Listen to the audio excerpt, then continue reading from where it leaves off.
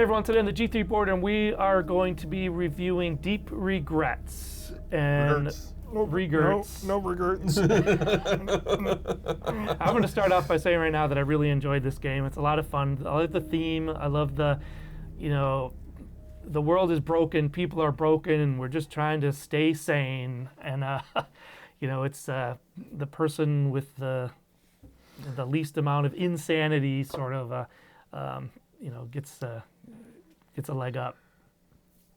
The person with the most insanity, the most regrets, depends on how you do gets it. hurt. Depends on how you do it. I'm going to say a word real quick on components. Thank you, Bob. The cards are a decent enough stock, but they get a lot of action. And so you hear me say this all the time. What do I sleeve? What do I not? Since these get so much action, I'm going to spend a couple extra bucks and sleeve them for sure. The wooden chunks that represent the boat, the lighthouse, the anchor, the life preserver, they're all good enough. They do their job. They do their task just fine. You don't really move them around much, and even if you did, you're not going to damage them, so they're nice. The dice are wooden. They're a four-sided die, which is clever. Which is an interesting thing. It really reminds me of Tiny Epic Crimes. Mm-hmm. That's cracked die when we roll it. It lives on the floor now. Bob got it. Good job, Bob. Pull the muscle doing it. All the pieces of this are really nice, except for one thing. There's one thing that I don't like about this, and you give me these little life preservers as a money counter, and I don't like them. Yeah, there's no inset, so they can easily slide. They slide all around. You can't, when you put them on there, you can't see. I don't feel like I can see the number all that well. I just didn't like that. It's a minor quibble in a game like this. I mean, I think because so it's no big deal. You may get into port twice. Yeah. So it's not getting a whole lot of movement. So I think it's okay. It's not a big deal. Right. My other thing about the components is, they give you these lovely cards. This tells you how to do your fishing and what your odds are, and this gives you all the symbology, all that stuff. But they don't have a card for turn order or what you do on your turn. What you do on your turn. It seems like, hey, you've already done two, do a third one. And this is how it looks. This is what you can cram all the rules on a card like that, and I think it's lacking. I did miss it, but there's so because much, you had to have the book out. But there's so much you can do. If there's a lot of things you do, and you're at sea, a lot of things you can do at port. And then there's all the free actions. But that's the thing. Are there? There's not much you can do at sea. You can fish. You can go down a level.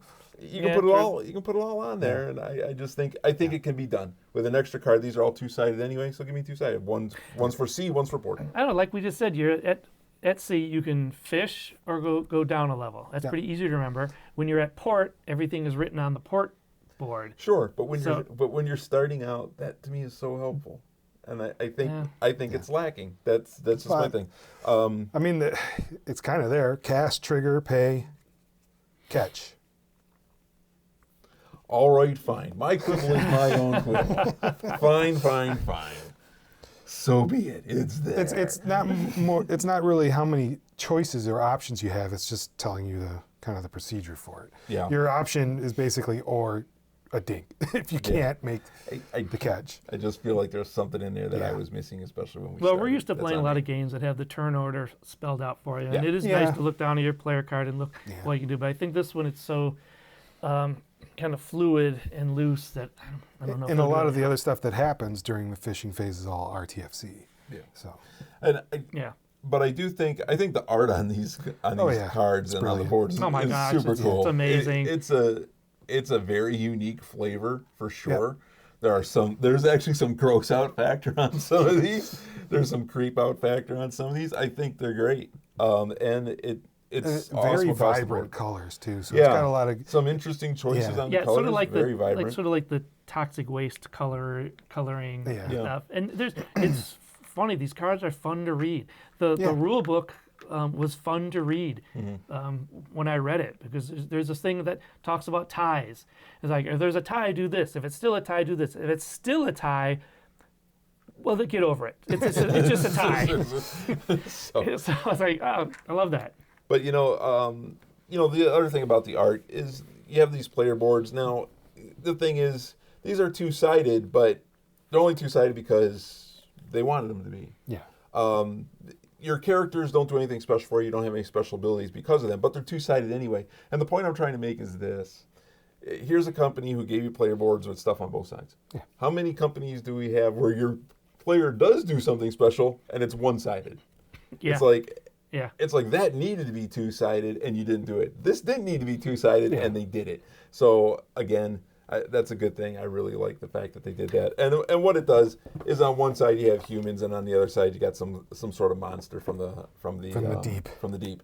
There's another thing that Jay is going to show you right now. Not only did they go the extra mile to just put more cool artwork on the other side, but I mean, look at the inside of this box. Yeah. I mean, the inside of this box has a crazy amount of really cool art in there. There's a lot of stuff going on that they did not have to do. They didn't have to do that at all, and it has nothing to do with the gameplay. But this game is they dove so deeply, pun intended, of the theme that it really is cool, and it really goes the extra mile, and it really shows their devotion to this game. Yeah, and I think it really shows. I think that the rules in this game are very clear. There might be a few times where you have a question about something, but the answer is in the rules. I don't think there was anything that came up where we're like, well, we have no idea, the rules are unclear, so we're just gonna do the internet. There might have been one thing that but then after searching it up, we're like, okay, yeah, it does make sense in the rules here. Yeah. One more thing on the components. There's a board over here for Madness Track, Madness. And it's an inset board. You can bump it. Those things, as hard as you're going to hit it during gameplay, those things will shift around, but not in this game because it's an inset. So a little bit of extra effort, a little bit more expense for the company, of course. Yeah. But they made it nice, and so you're not hitting this and constantly having to reconfigure or everything like that. If you can engineer your way past gamer clumsiness, that's plus in my book. Yeah, for sure. So, I mean. Again, with all due respect, Jay, how many times would you hit this board? If it was just sitting here and it was flat, you're reaching over to do something, and you're going to bump the board. It happens. Yeah. And so I'm glad, again, that they didn't do that. And I'm sorry, I just thought of one more thing about the components in this. The metal fish dice? Two more things. A metal fish dice for no reason but other than they have them. Heads and tails. And it's not like this gets a lot of action. No. Very little. 3 times maybe? So again, it's a premium piece where a premium piece doesn't need to be. But the other thing I had thought of before you mentioned the coin, which was amazing, is the bag. They give you a bag. I love a game that gives you a bag. Deep Regrets bag. I love that. So the game's called Deep Regrets, but I have no regrets about buying it. I'll tell you that much. Okay, that's it for components, and that took up a good chunk of time. Go ahead, Bob. I mean, at first thought, one can say, well, whoever fishes the most is going to win. So it doesn't seem like that there's a whole lot of tactics and different strategies you can use. Mm-hmm. It's I wouldn't say it's very much push your luck, but there's that degree to it. And it feels like almost kind of like a racing game. It's like, when do you go back to port? It's almost like, how do you time your pit stops? Yeah. But I think it's well balanced. I mean, because, if you get the higher scores, you're going to get, more regrets. So you're going to have to pay attention. I think we played our hands open, so we kind of gauged what other people had. Yeah. And I think in the rules it said reveal your cards, so almost like you should be able to keep those secret. Yeah, the fish that you catch or the we probably should have kept them secret. Yeah. And it probably says in the rules about that. But I think overall it had a good balance. I mean, you thought you scored a lot less than us, but I thought it was going to be a lot wider margin between me and Jay and even you. It was like 73, 69. I had like 51. But to be honest, I completely imploded toward the end of the game. I completely misplayed and, had stupid strategy. And because we're at one point where I had no regrets. These guys had tons of regrets. Mm-hmm. And if I would have just went to port, and got more points, I would have gotten 18 more points.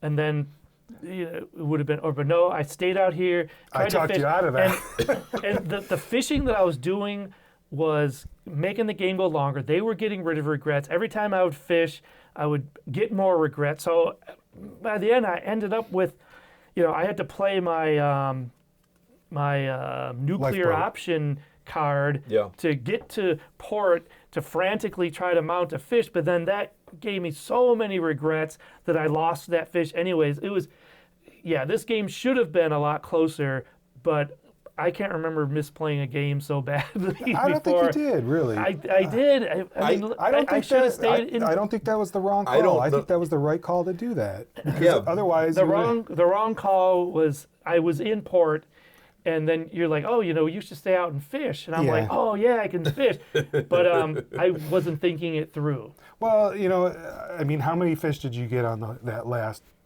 run or that last day? I probably got like 10 points worth of fish, maybe Okay, so if you 15 points all worth right, of fish. so if it did stay in port, you could have tripled one of the five. So you're looking. I would have at, had, but I wouldn't have had all those, regrets. So one of you guys would have Potentially, taken yeah. one of your highest value mounted Right. fish. And I would have loved. I would have not been happy to lose this. It's 27 points. Yeah, That's the game. and if it's a tie, I believe if it's a tie, it's the turn order, and you were the first in turn order. So I would have had, instead of 51, I would have had 18. That gets me in the 60s. You would have been, I would have been in the 50s. yeah. So Okay. it would have been a lot closer. You also would have had talked you out of it, more man. regrets. Sorry. But Bob actually had the most regrets. I didn't.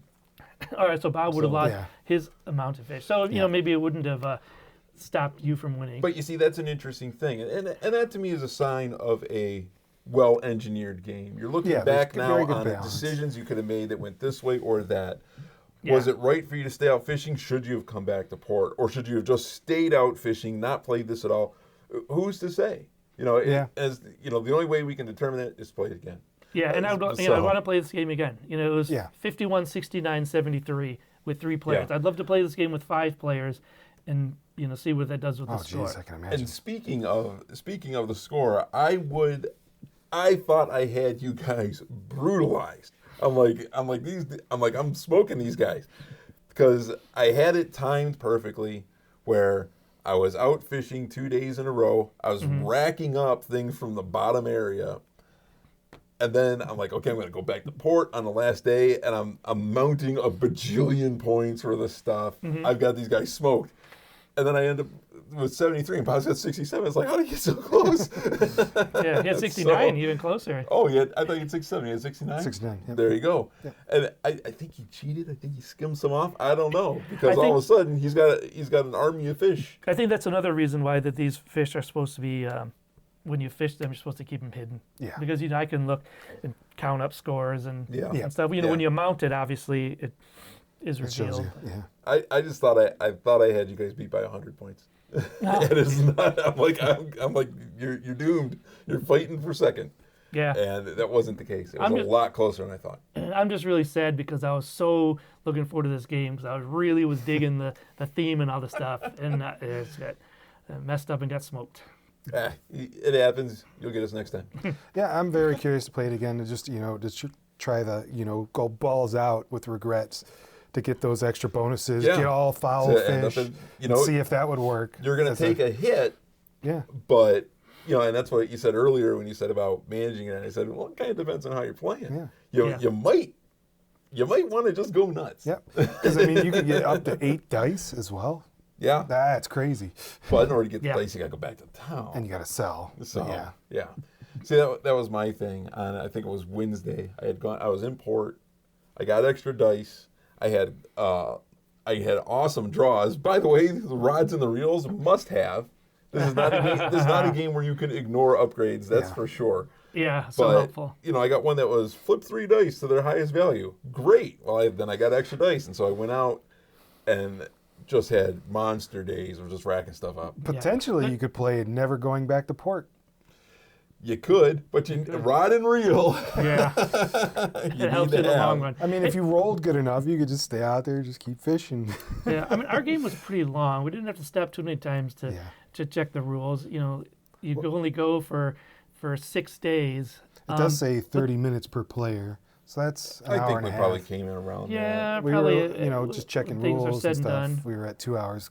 Jeez, it would be like a 3-hour game with 5 people. Yeah, it might be. But I think it would be worth it. 'Cause I think this is the kind of game that's fun to get into. They even say something in the rules that when you're done, they encourage players to take their regrets and put them into a narrative and read them in a We're certain kind of doing order. it as we went. Yeah, Yeah. they're all pretty clever. I would say this. I think you're right. If it went to 3 hours, I think it would be a short 3 hours. The game moves relatively quickly. Yeah. Whereas if you play 3 hours of SETI, you're going to feel 3 hours of SETI. Yeah. Or you play 3 hours of Axis and Allies, you feel every minute of it. This one, I don't think so. I think it would cruise Yeah, by because your turns go pretty fast. pretty quick. Yeah. Yeah, especially So- at the beginning. There's a lot going on in this game.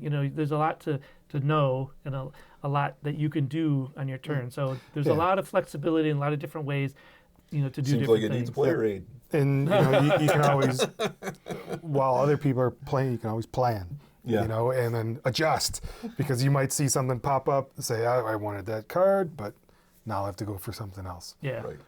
The only thing I don't like about the game, and maybe it's something that we just missed, but we looked and I couldn't find it in the rules, but you can't, the only time you go up a depth is when the day Yeah. changes. Yeah. I would like to be able to move up and down this thing to spearfish. Yeah. Yeah, I think if there was a mechanism to move back up, it can't be spend dice to do it.